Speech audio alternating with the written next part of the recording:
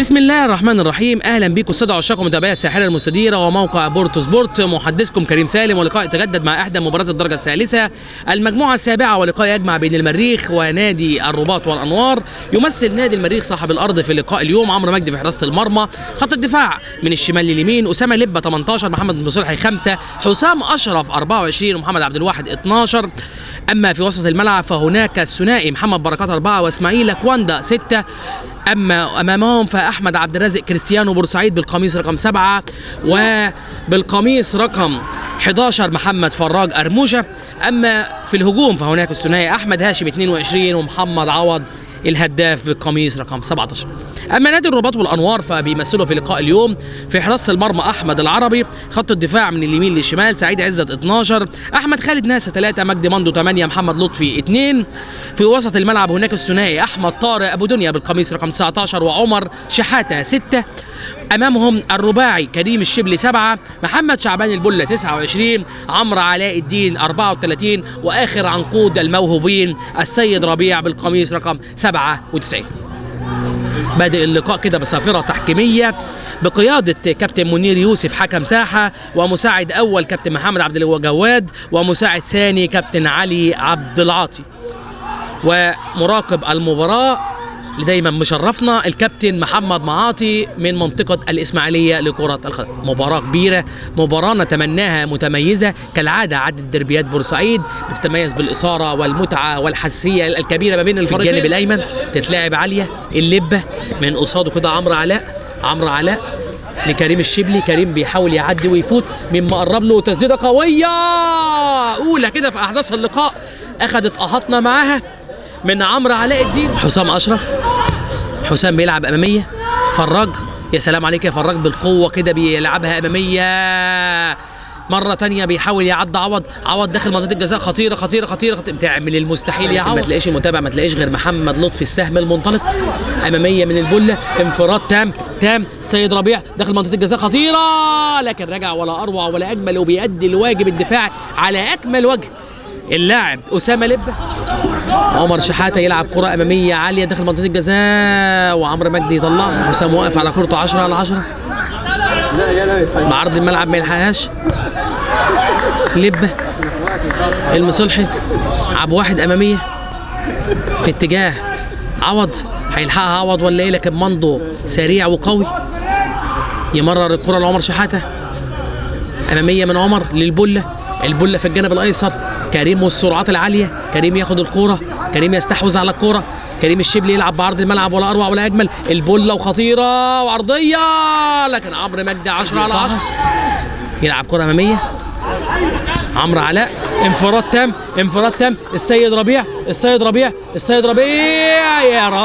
يا راجل يضرب لخمه كده، الكره تخبط في الاماميه وتخبط في الخلفيه، ويلاقي معاها نفسه يعني متعرفش كده، حس بذعر لما لقى نفسه قصاد عمرو مجدي، يضيع بشكل غريب.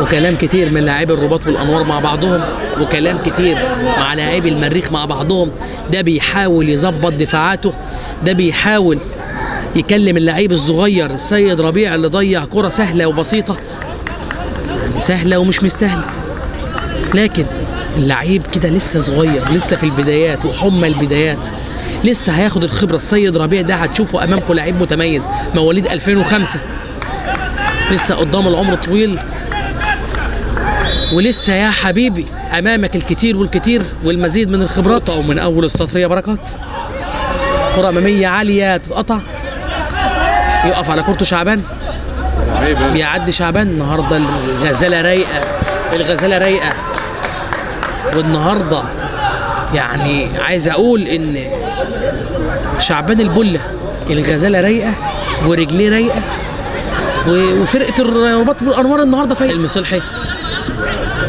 الكتة، بركات، حسام اشرف بيزيد، بيزيد لمناطق خطيره جدا، وبيلعب الكره الاماميه لارموشه، بيوسع لنفسه، وتسديده قويه، اول تسديده كده على مرمى احمد العربي حارس الرباط والانوار. عبد واحد بيلعب اماميه بيفتح كده لاحمد عبد الرازق، لكن واقف لطفي النهارده تحس ان مذاكر احمد عبد الرازق بالورقه والقلم. احمد عبد الرازق اللي بيلعب كره عرضيه ولا اروع ولا اجمل، ما تلاقيش المتابعه لبه بتتقطع عشان تتلعب سريعه. المصلحي وصراع قوي ما بينه وما بين عمرو علاء. المصلحي يقطع الكره 10 على 10 ويحط جسمه كده قصاد عمرو علاء. عبد واحد كواندا يعدي ويفوت كواندا، يلعب اماميه للمتالق ارموشه. ارموشه بيوسع نفسه، ارموشه تسديده قويه وعبد الرازق عبد الرازق وبعرض الملعب وقويه وتسديده مره ثانيه ويطلع متالق احمد العربي. 3 تسديدات في كسر من الثواني. متالق احمد العربي حارس الرباط بالانوار. على الكره شويه يا ابني. اماميه حسام اشرف، تقف الكره قدام السيد ربيع اللي بيعدي ويفوت، لكن الكره تلمس في ايده كده. احمد عبد الرازق اللي بيلعب كره بعرض الملعب 10 على 10 لهاشم داخل منطقه الجزاء. خطيره هاشم يطلع من منطقه الجزاء، مستني حد يقرب له، مستني حد يجي له، يرجع ورا بشكل غريب. هاشم بيقول مفيش حاجه عشان تروح لارموشه اللي بيعدي ويفوت، بيلعب اماميه ولا اروع ولا اجمل لعوض وتسديده قويه وصده ولا اروع ولا اجمل من احمد العربي. بيحاولوا كده يعملوا الزياده العدديه وكره ركنيه عاليه وتسديده راسيه قويه، لكن تصدي مره ثانيه من العربي علشان تبقى مرتده سريعه.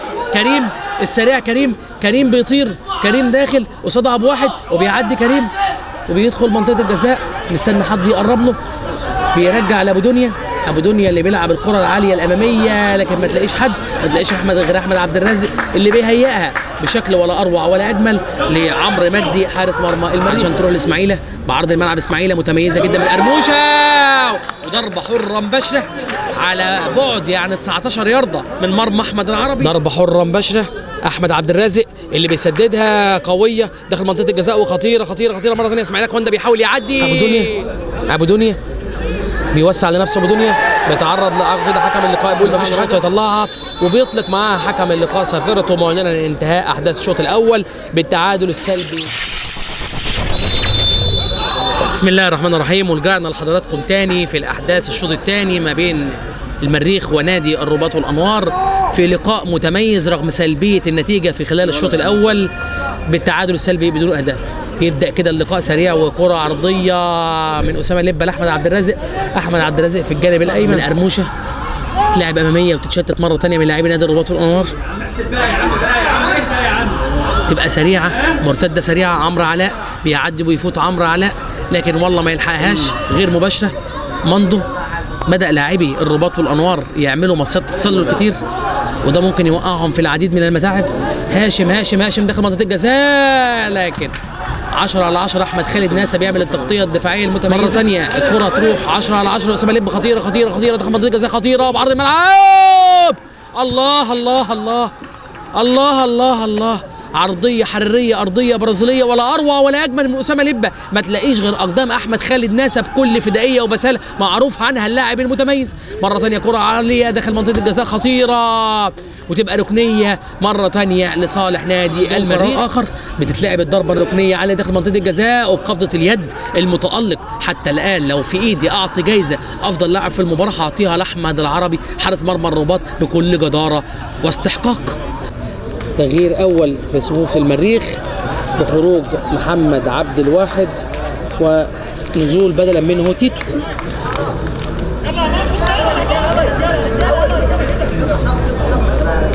وخروج السيد ربيع في صفوف الرباط والانوار ونزول اسلام كهربا صاحب القميص رقم 11، ومحمود زكريا هينزل مكان البله صاحب القميص رقم 29. لقاء متميز للبله. الغزاله كانت رايقه وخلى فرقه الرباط معاه فايقه.